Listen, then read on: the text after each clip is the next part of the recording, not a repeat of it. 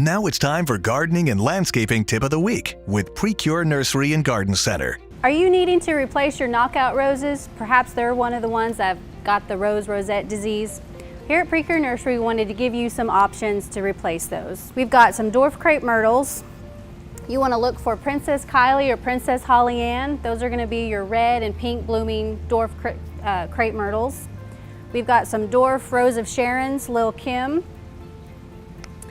Again, if you're familiar with Rose of Sharons, you know that they bloom all summer long, continual bloom, so you'll have that color all summer long. And then we've also got some dwarf butterfly bushes.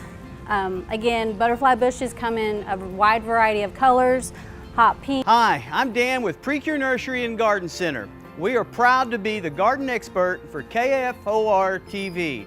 For more information, go to kfor.com/Precure.